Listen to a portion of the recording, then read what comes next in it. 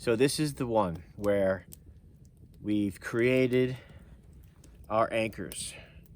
In uncertain times, these anchors keep us solid.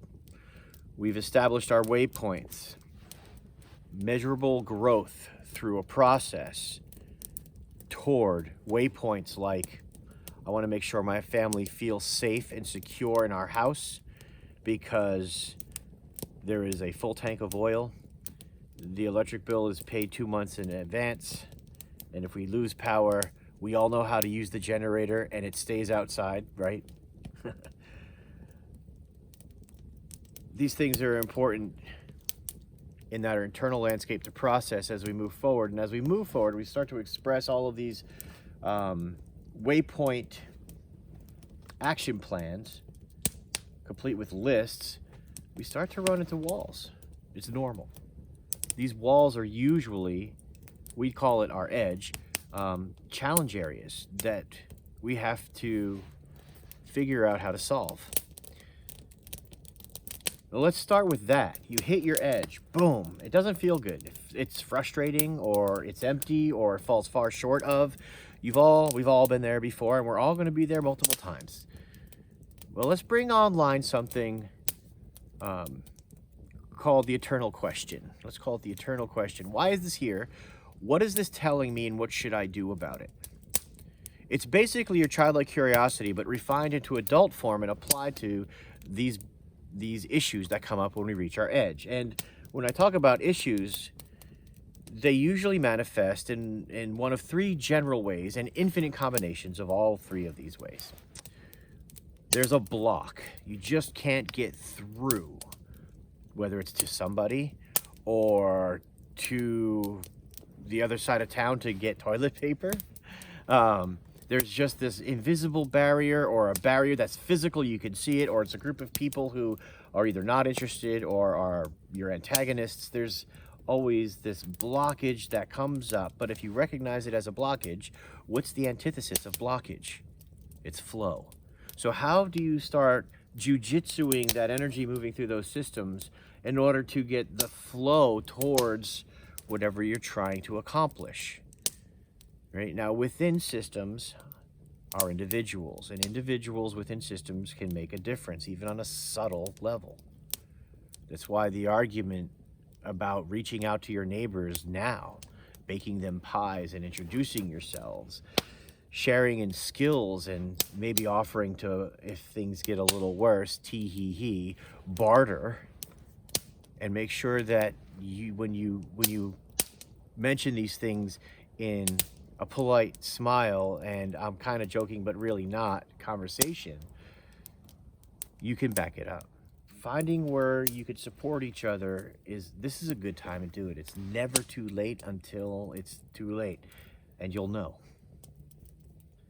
Or hopefully you won't, right? Because you rolled up your sleeves and you got that blockage taken care of. The next one's imbalance. Imbalance might mean you have too much of something, or in this case, too little of something.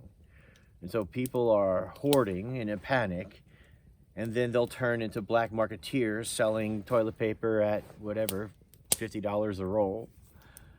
You have these options to maintain balance if there's too much or too little, by finding alternatives, substitutes, different routes, different supply sources of whatever it is that there's a lack of. And if you have to get rid of excess, and well, here's a perfect one. What if you have 20 people at an event right now? How do you treat that? That's an excess, right? How do we, in our civilized world, treat that? What do we do? Oh, most people, I'll just avoid it. Yeah, but how does that help the other 19 people who are going to go back to your neighborhood in the house right across the street so their kids can play with each other? So being proactive with these things, addressing imbalance, blockage, and lack. Those are the three primaries: imbalance, blockage, and lack. Now read your landscape. Here's your homework. And identify your edge. I'm doing really good on shelter. Awesome. That's great. What about water? What about fire, which in our modern world is electricity? Do you have a generator? Heat, do you have a spare redundant heat source? And if not, do you know to drain the pipes before they freeze? And if so, do you have blankets and mattresses and the wherewithal to build debris huts out of cushions from the couch in case you're grid down without water and it's November, December of this coming winter? Allow that story of fear to be a warning and then let it go. You've been informed. Now it's time to roll up your sleeves and act. Start making your menu of things that need to be addressed. You're defining your edge by walking around your house. And you're taking inventory of leaky windows and the way that the doors are open or closed so you don't have to contaminate the doorknobs. Everyone's sharing those specific points. You're checking out the lighting, LEDs or incandescent. Right. How about your water supply? Is it city water or a well? And if you have no power, how do you get water? Usually you need an electric pump. So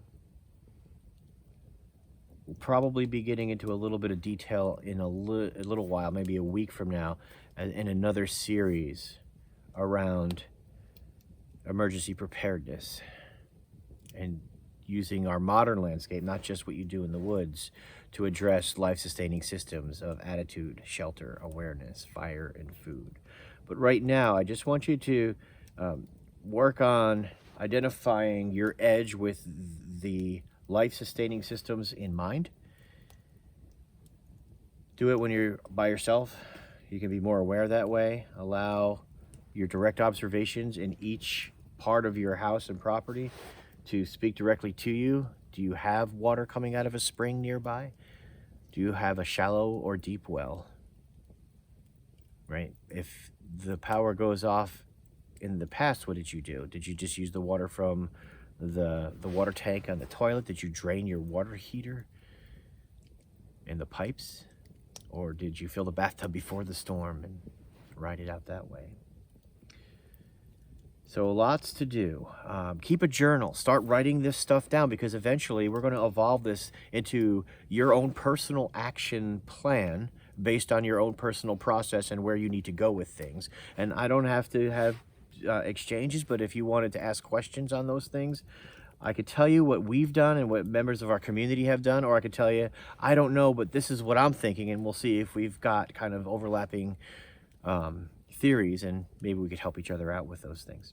So until then, come back with your 5 life-sustaining systems with your edge work regarding each one of them, and seriously walk around into each room because they're each going to have a different piece of information for you, from how well insulated your house is to southern exposures for growing seedlings to every nuance is important.